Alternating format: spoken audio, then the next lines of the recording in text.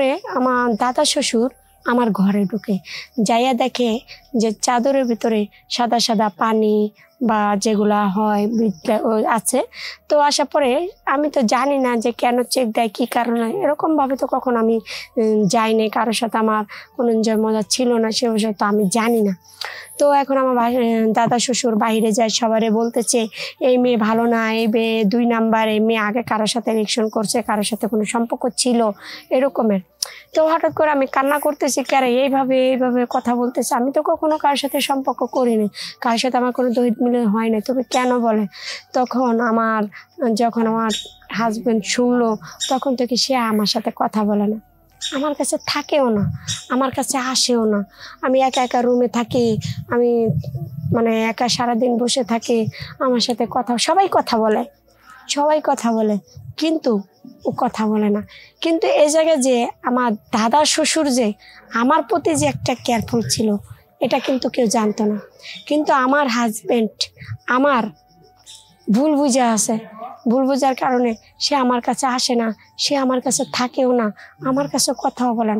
তবে আমার তো একটা চাহিদা আছে, একটা রাত শুধু তার কাছে পেলাম, আর তার কাছে পেলাম না।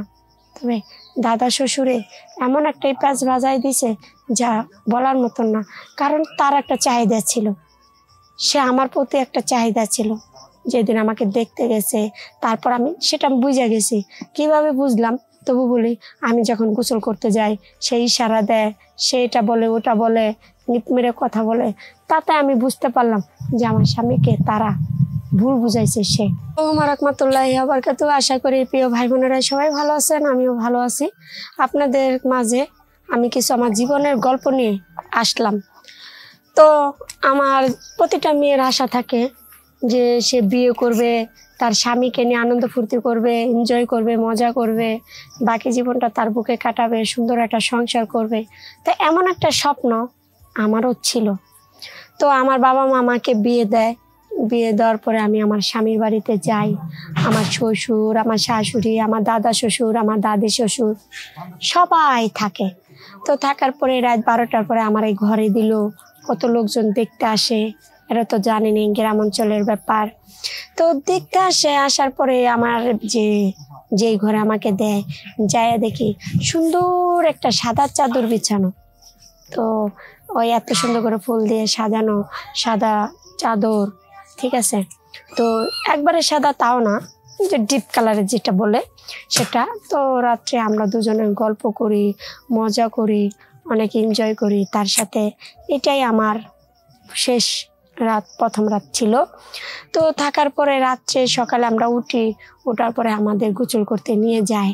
তো নিয়ে যাওয়ার পরে আমার দাদা শ্বশুর আমার ঘরে ঢুকে যাইয়া দেখে যে চাদরের ভিতরে সাদা সাদা পানি বা যেগুলা হয় আছে।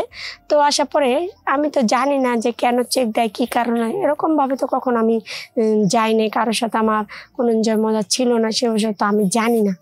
তো এখন আমার দাদা শ্বশুর বাইরে যায়, সবারে বলতেছে এই মেয়ে ভালো না, এই মেয়ে 2 নাম্বার, এই মেয়ে আগে কারোর সাথে রিলেশন করছে, কারোর সাথে কোনো সম্পর্ক ছিল, এরকমের। তো হঠাৎ করে আমি কান্না করতেছি, কারে এইভাবে কথা বলতেছে, আমি তো কখনো কারোর সাথে সম্পর্ক করিনি, কারোর সাথে আমার কোনো দৈহিক মিলন হয় না, তবে কেন বলে। তখন যখন আমার হাজব্যান্ড শুনলো, তখন থেকে সে আমার সাথে কথা বলে না, আমার কাছে থাকেও না, আমার কাছে আসেও না। আমি একা একা রুমে থাকি, আমি একা সারাদিন বসে থাকি, আমার সাথে সবাই কথা বলে, কিন্তু ও কথা বলে না। কিন্তু এই জায়গায় যে আমার দাদা শ্বশুর যে আমার প্রতি যে একটা কেয়ারফুল ছিল, এটা কিন্তু কেউ জানতো না। কিন্তু আমার হাজব্যান্ড আমার ভুল বুঝার কারণে সে আমার কাছে আসে না, সে আমার কাছে থাকেও না, আমার কাছে কথাও বলেন। তবে আমার তো একটা চাহিদা আছে, একটা রাত শুধু তার কাছে পেলাম, আর তার কাছে পেলাম না। তবে দাদা শ্বশুরে এমন একটা প্যাচ বাজাই দিছে যা বলার মতন না। কারণ তার একটা চাহিদা ছিল, সে আমার প্রতি একটা চাহিদা ছিল। যেদিন আমাকে দেখতে গেছে, তারপর আমি সেটা বুঝে গেছি। কিভাবে বুঝলাম তবু বলি, আমি যখন গোসল করতে যাই, সেই ইশারা দেয়, সে এটা বলে ওটা বলে, নিপ মেরে কথা বলে, তাতে আমি বুঝতে পারলাম যে আমার স্বামীকে তারা ভুল বুঝাইছে সে। তো এমন করে আমার স্বামী আর আমার কাছে আসে না, আমার সাথে কথাও বলে না, আবার বাড়ির থেকে চলে যেতে পারে তাও বলে না।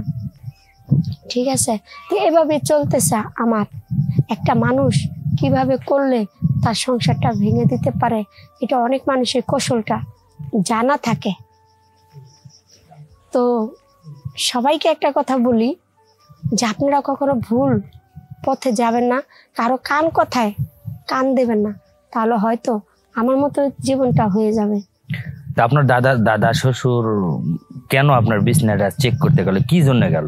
মানে আসলে এটা মূল ঘটনা ছিল তাকে আমাকে আমার স্বামীর কাছে দোষী বানানো।